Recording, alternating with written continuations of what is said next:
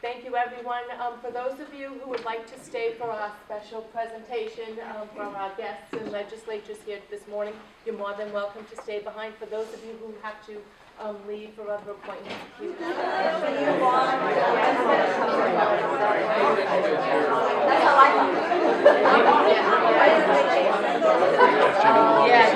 Mind-blowing, the problems that these states are having trying to control and regulate a product that is illegal on a federal level. That, for instance, the agricultural commissioner, there are no approved pesticides or herbicides, or most importantly fungicides, that can be used on these plants because it is an illegal product. So these are products that people are going to ingest that have been, believe me when I tell you they're chemically treated, I can show you photographs. Because all of the product commercial distribution is grown indoors in facilities, indoor grow facilities. But you all are going to vote on it. It's going to be on the ballot in November. Not only all of you, but every resident, registered voter in Massachusetts is going to vote on it. And I know I've spoken with our DA. I've spoken with the Police Chiefs Association. I've spoken with Governor Baker and the Massachusetts Department of Public Health, that they are beginning to organize to disseminate information. This is nothing about a responsible, consenting adults being able to smoke a joint at home. Because guess what? They do that now. Guess what? It's decriminalized already. Guess what? The medical use is already legal.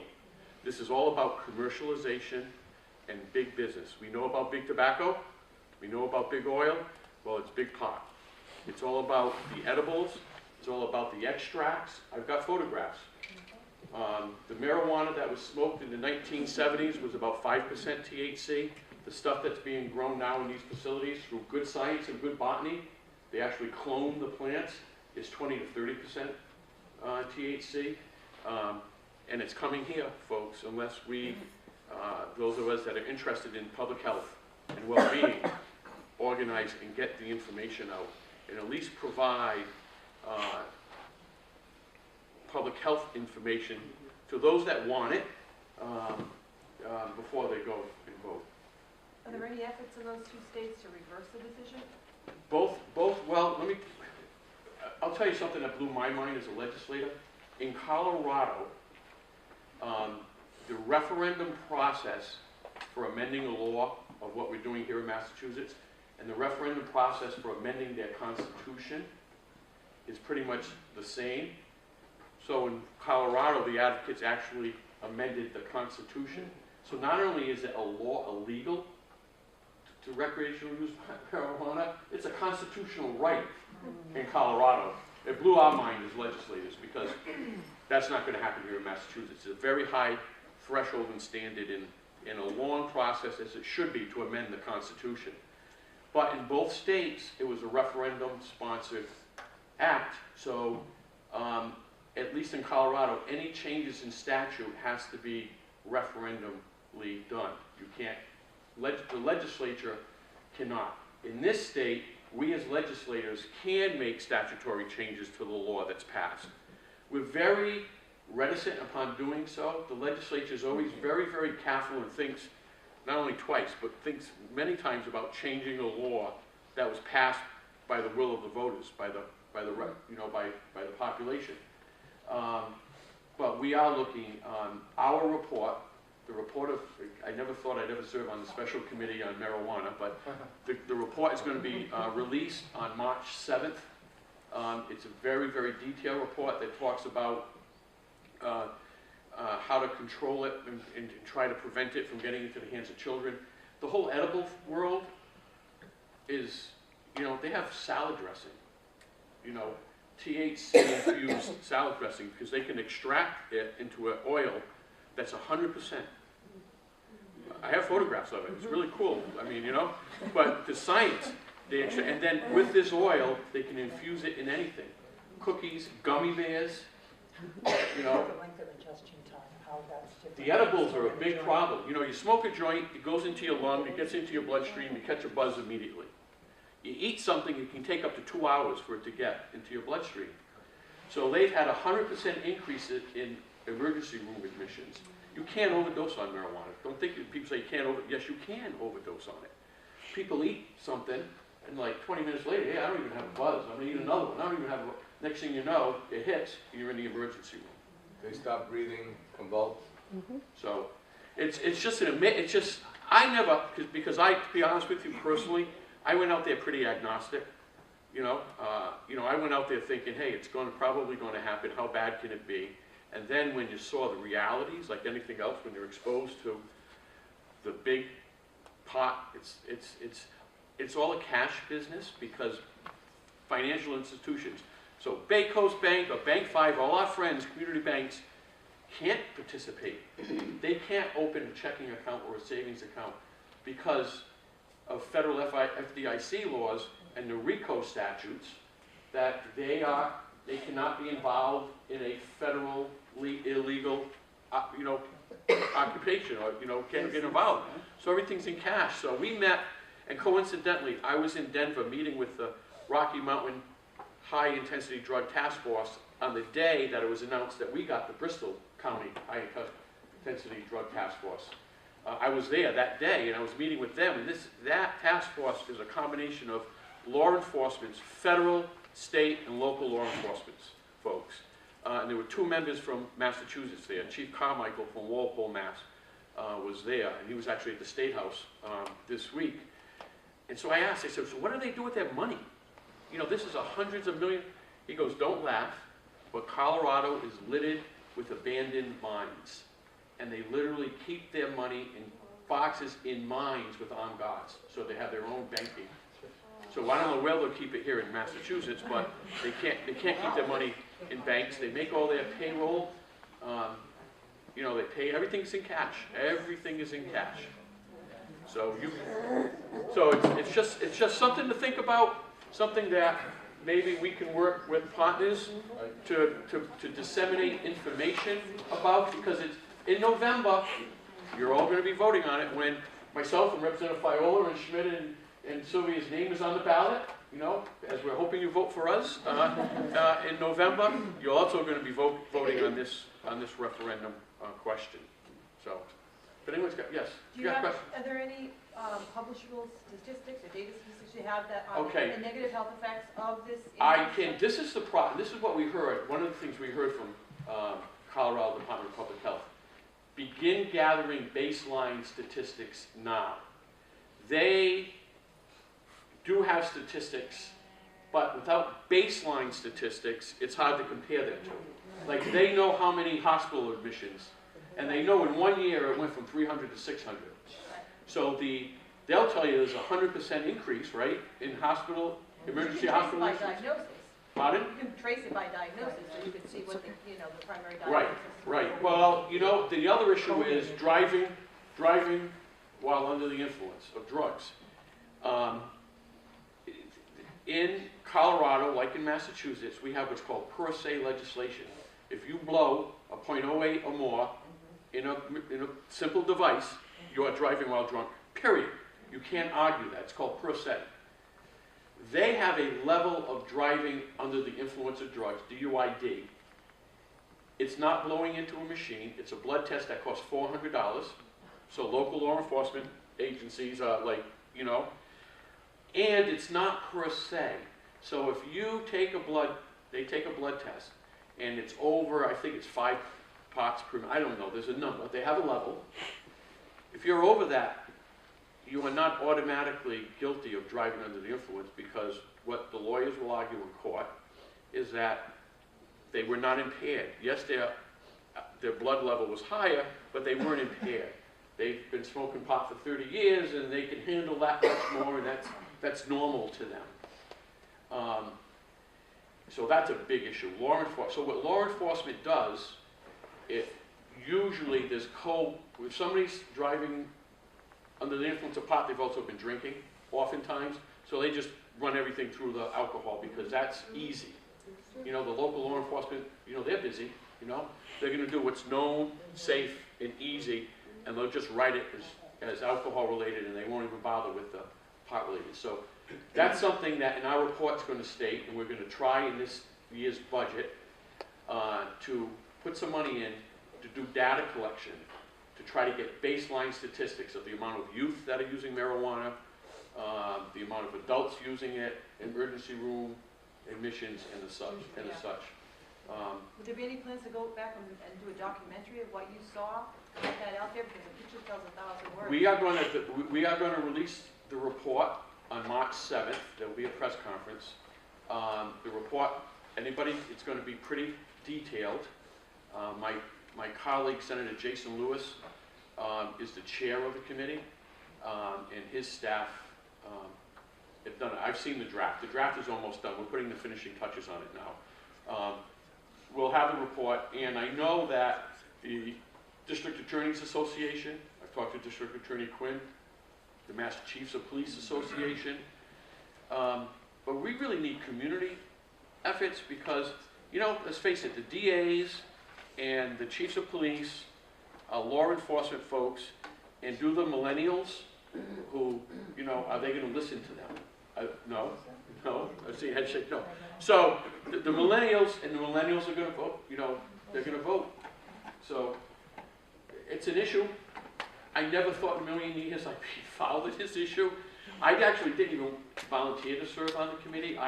The other hat I wear in the legislature is I am the Senate chair of the Revenue Committee.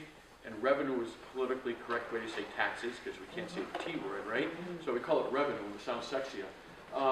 But because I hear all the time, just legalize pot, tax it, and we're going to make lots of money, and we can regulate it like alcohol. I'll tell you why that's not working. First of all, we have a very well and long established underground economy of marijuana, right? It's available everywhere. So did Colorado. So do I. Guess what? It don't go away. Because the average price of marijuana on the street in Colorado pre-legalization was about $120 an ounce. The average price of legal marijuana, because it is taxed, they do it, is $250 an ounce. So guess what happened to the illegal underground? They went up to $200 an ounce. So you, as a user, you know, someone that wants marijuana, you can go to the legal dispensary and pay $250, or you can buy it from the same guy you've been buying it from for 20 years. And instead of paying $120, now you're paying $200. But it's still the underground market. And plus, the law enforcement will tell you, the feds will tell you, that these legal dispensaries that have all been started with cash, they didn't go to see our friends at Bank 5, you know, for a business loan, because they can't. They started with cash. And in Massachusetts, it's about a $20 million buy-in, because you have to create everything that's sold, you have to grow, so you have to build these grow facilities that are very, then dispensaries. It's just amazing when you think about Grow it. it at home. You have 6 plants at home. Yeah, Who wants is that? you can grow it at home, and in Colorado, you can grow at home. You can be a caregiver, and you can home grow for other folks. Massachusetts, it's a little bit different. They don't, we can prohibit that. We can prohibit that in Massachusetts.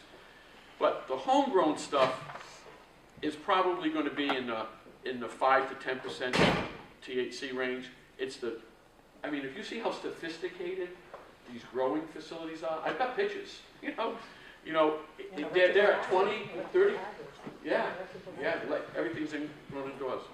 I need to ask you a question, but I know I just Silvia have has to leave, I have to leave. leave some of this up, and I want to thank everyone, and this is an incredible issue. I'm glad the Senator is talking about this, because this is really at the root of why all of you folks are involved and why partners are here.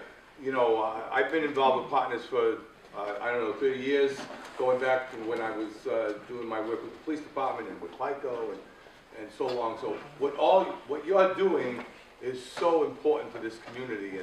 But this issue is really placing all of our children and our families at risk. So all of this, what no one is thinking about, what the Senator is talking about with the edibles and the packaging that he hasn't mentioned yet, and how that's going to be done, and this whole fallacy around taxation and revenue and what people are gonna grow that he didn't mention yet, that I know he's gonna mention. These are issues that are gonna affect everyone in this community all over this Commonwealth. The revenue projections and the benchmarks that they talk about are never gonna be realized.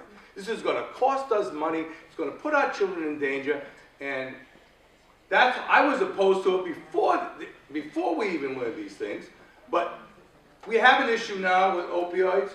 We have a serious problem, and right down the hallway, they're talking about cannabis and recreational pot. How ridiculous. Anyway, I'm leaving. Thank you very much. Keep up the great work, all of you.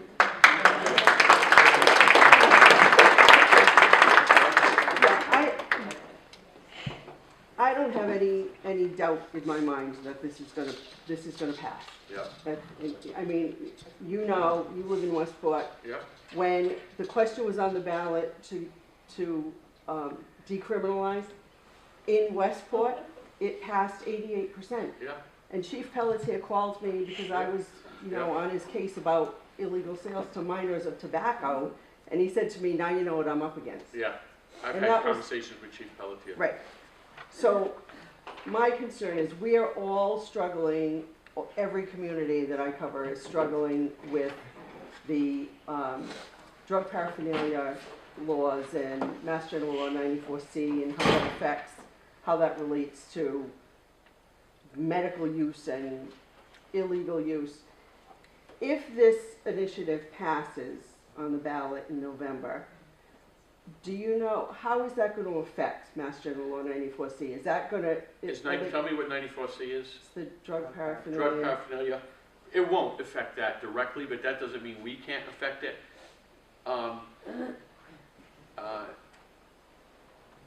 The medical, and first of all, I do believe there's real medical benefits to marijuana, but it's not the THC. It's the CBDs, the cannabinoids. They call them CBDs. Thank you for saying that. I Right. appreciate Yeah. that. You know, it's not the THC, it's Right. the cannabinoids. We call them CBDs. That's what they call it. Right. And it's the THC, it's the psychoactive element in marijuana, and that's why people, so they'll use, we have in this city a physician giving licenses, $400 cash, no one's ever been denied, so I would say they're selling licenses, but no, for $400 you get a medical evaluation, Right. and 20 minutes, and I have anxiety, I couldn't sleep last night, I had a hard time sleeping last night, I couldn't sleep, here's your license to buy medical marijuana.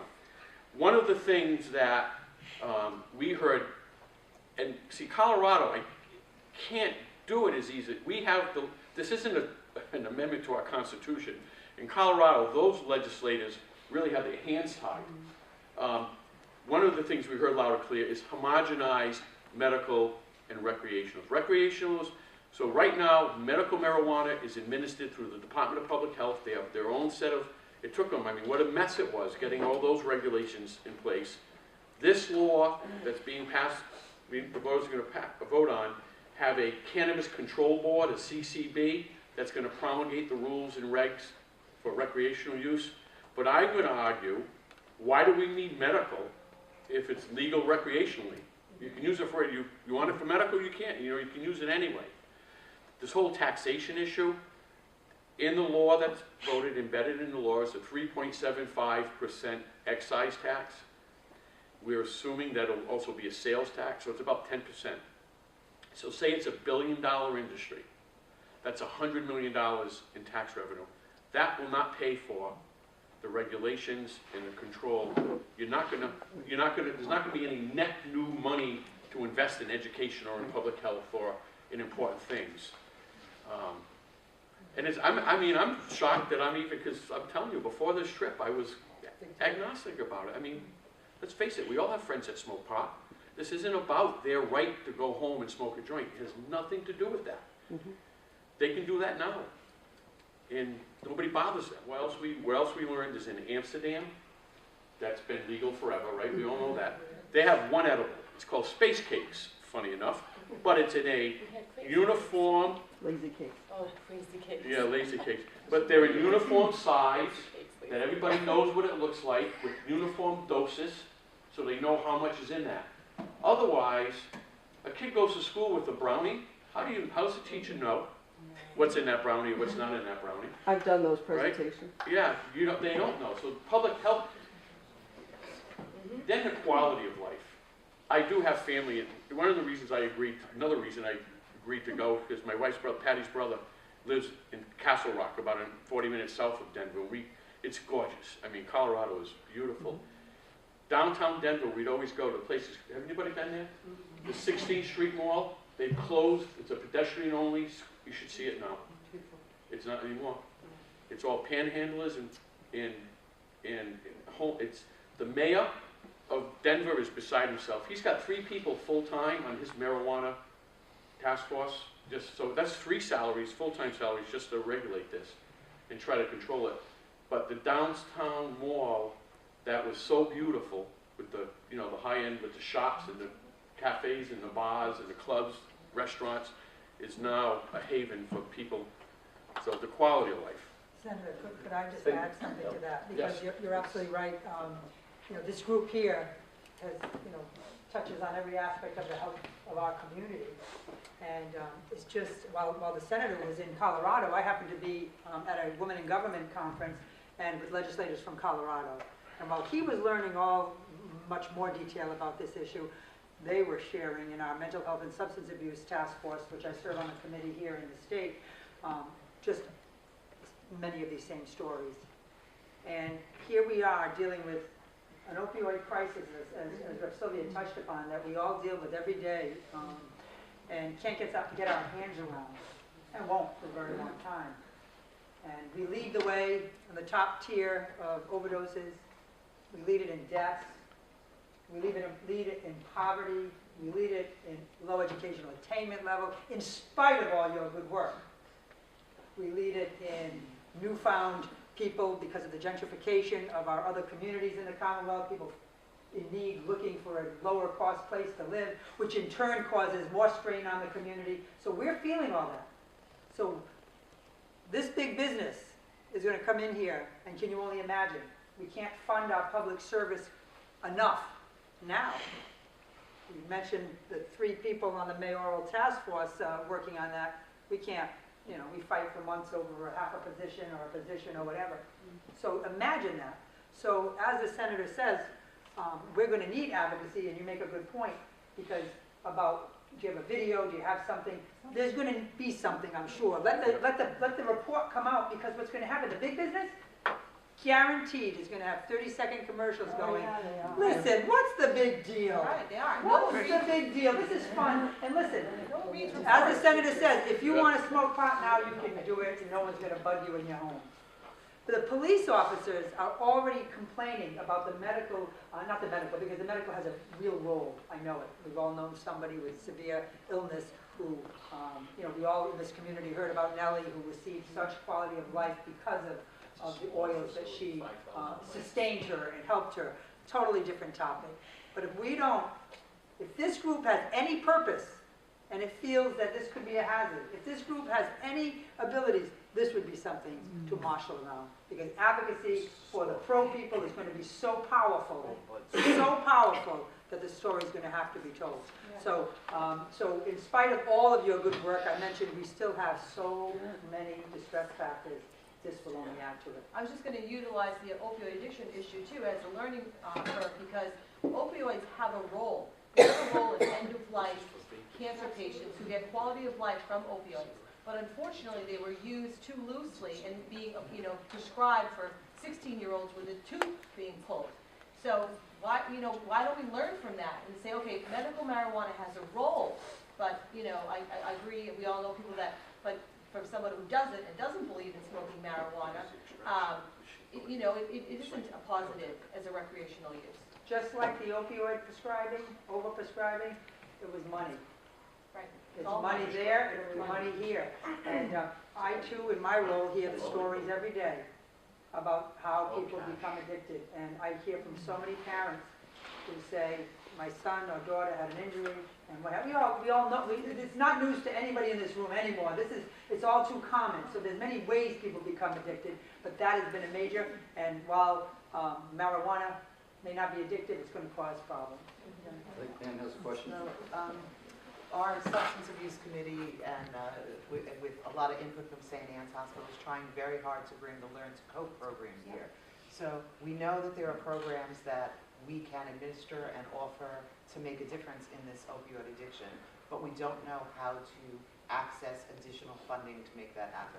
We all know that funding is what it's all about. And everybody that sits at this table working for another organization, and they sit at this table as a volunteer. So we do not have the financial capacity. So where can we tap into funding to support? We know that Learn to Cope is great.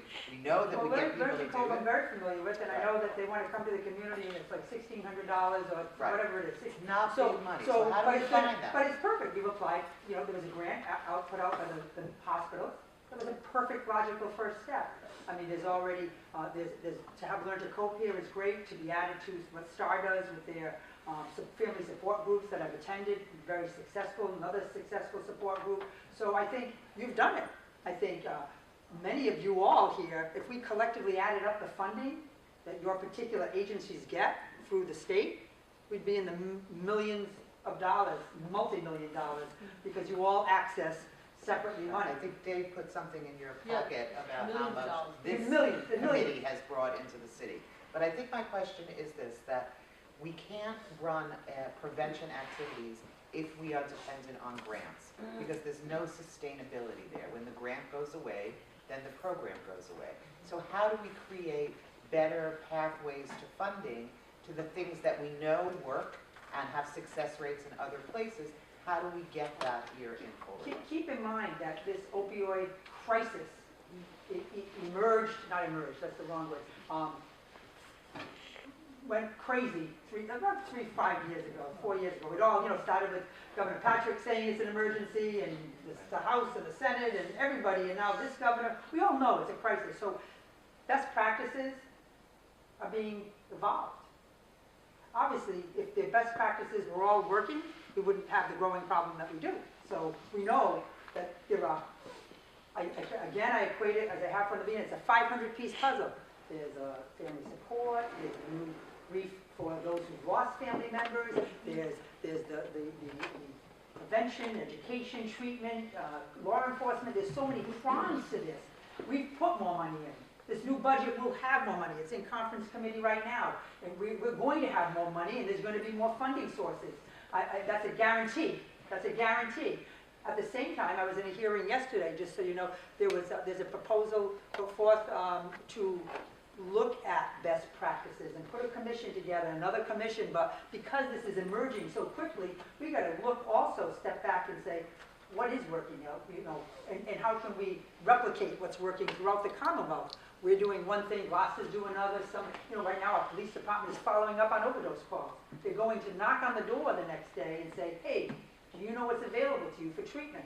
So this is just going so fast that, Wendy, you're right. We couldn't fund it enough. We can't fund this problem enough, and we're not going to fund our way out of it either. But we're dealing with the Medical Association to have their best practices evolve into more education on opioid training so that they're not overprescribing. They would get such a limited amount of training in med school and the residents that, we saw it right here in our community. Well, there was wrong science around the addiction rates too, as well. So the physicians didn't understand that. They said with chronic pain, that the pain is so high that you don't become addicted because it just contains the pain. But it was wrong science. So. It was wrong. And don't forget, in the late 90s, and this is what is attributed to this surge, the prescribing in the late 90s with that new way of determining pain and the quality of your office visit and all of those related Pain is what grew the prescribing. Prescribing grew over 80% of opioids from the late 90s to now. No doubt we have this problem. And so now to retract, when we see primary care doctors in our own community realizing this now and being forced due to the mandatory PMP, another funded piece, prescription monitoring program, so they can watch this, they're going like this. Holy cow, I'm prescribing, and I've continued to prescribe these opioids every 60, 90 days to my patients. And deep in the back of their minds, some of them are going, what if I stop? What if I now stop prescribing, Brad, when I know he's coming in all the time in his primary care visit. So those are the things that have kind of started to rock doctors, prescribers. And so there are 1,000 pieces to this puzzle, and we're trying to tackle them all and being educated on all of them from people like you in the communities and throughout the state and throughout the country. And we're working on it, Wendy, and we're going to have funding, and we're going to continue to learn what works best, and not just keep funding your program because it might not be working now. Because now we want to have data. We've got to have data to show what's working, and that's what we're going to look at. That's great. I think a place that Thank we- you, Carole. Yep, you want to ask a quick question, then we want to get Paul. I think a place that we could tackle it is in the school system, but we gotta get buy-in from the school committee and from the school system to want to do it. They say get them early, get them early. Well, in the middle schools right now, 2 out of 6 middle schools have health. The other 4 just don't do it. And when do they do it? Well, they want to do it during phys ed, which is fine, but one middle school has phys ed once a week, and the other middle schools have phys ed twice a week. Now, I'm all for the phys ed teachers teaching health. And if they have to do 1 term of health and then do 3 terms of phys ed, and they're getting it twice a week, it comes out to about 18 classes of health. And if that's what we need to do, then that's fine, at least it's something. But right now, it's not across the board what everybody's doing in the middle school. So I think that's one place where we could start to tackle it. I got an email the other day from a middle school health teacher, phys ed health teacher at Cuss, asking me if he can show this video, Chasing the Dragon. I don't know if you've seen it, but it's a 49-minute video, and I watched all 49 minutes, and I was like, it's unbelievably powerful video. And it was all about opioid addiction, and every single person that was addicted said that they started with marijuana. And I think working at the high school for a lot of years, being around high school kids, most of those kids don't think it's addictive, for one thing. They don't think it's a gateway drug. So that's one of the myths that's out there, that it's not a gateway drug, and I truly believe that it is. So in order for him to show this video, I emailed the assistant superintendent, can he show this video? It's got to go in front of the school committee first before he can show it, because it's very graphic, and letters have to go home to parents, is it okay? So there's like a lot of things that have to go through. We have to get a curriculum for health, but before we get a curriculum, I think we got to push There's it. nothing more controversial. We have a colleague of mine, Senator Sal DiDomenico, is leading the Senate's Healthy Youth Initiative in the Senate, and we have an initiative. There's nothing more controversial than we start talking about health curriculum. Because God knows, we might talk about, sexual stuff and contraceptives and that's it. And then, we can't talk about that, opt out, opt in, notification, age, what's age appropriate, what's not age appropriate, it's really controversial, as you know. We got an email the other day. When you start talking Meanwhile, about, we're missing a whole. and meanwhile, the kids learn like we did in the school buses and in the schoolyards, and it's I not, want it's to give Paul a incorrect. chance to talk before. Can I we just get add to this, this? health curriculum though has not changed. The healthcare curriculum on the framework hasn't changed. Myself and my colleague on the other side of the aisle sent a joint letter with Chris Herron and the former commissioner of public health Bartlett to the governor saying, you can start on this now. Work on those frameworks. Change them. They've got to incorporate substance abuse. 1999, I think, was the last time. 1999. That's incredible. We'll be able to stay if you can and talk, but before we finish our formal meeting, Paul, would you like to say something about, I know you're working on a whole different set of things. Well, I'll touch briefly on another issue, another part of your program, and that is healthy food. And thank you very much for that. You're all working on that issue because we all know there are neighborhoods where the food supply is basically sugar drinks and potato chips. The legislature is also working on that issue, and the committee that I chair, the Committee of Environment, Natural Resources, and Agriculture, is working on a series of bills which would, when we go to a grocery store, we all expect to find food there, but only 10% of what we eat in Massachusetts is grown in Massachusetts.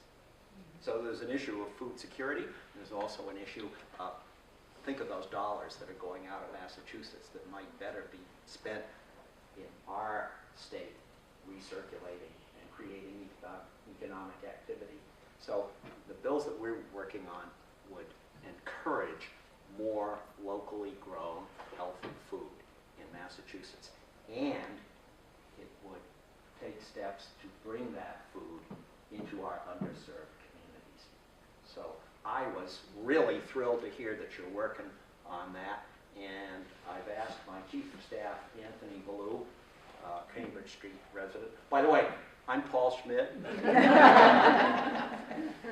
I represent, I have the honor of representing Westport, Flint, and Maplewood in Fall River, parts of Freetown, and the North End of New Bedford, up around Sassaquin Park.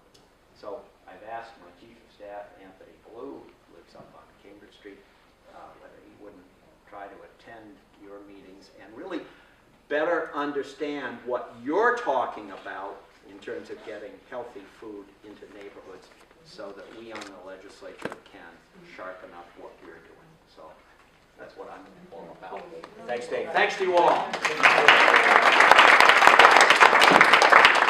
don't know what the schedule is, there are probably some people here who have to leave, but if you want to continue to talk, we're open to that. I was just gonna follow up on, Oh, yeah, I'm sorry, you had a well, I question. just wanted to say, right now, I'm in the process of deciding, we have supported an on-site farmer's market at the hospital, and one of our programs we also provide to our high-risk diabetes patients is $10 vouchers. Every week, they're in the program to utilize for fresh food, fresh produce. The problem we get, the pushback we got, we offered 110 patients, and 47 patients attended it on a regular basis. Even though we're giving you $10 vouchers, it's affordability, and plus it's very expensive to eat healthy. So Sure. just so, if we could work on affordability issues. Sure, and one of the thoughts is that if we're producing more, the price will, as supply goes up, price will go down. So that is definitely part of it. But that's very good.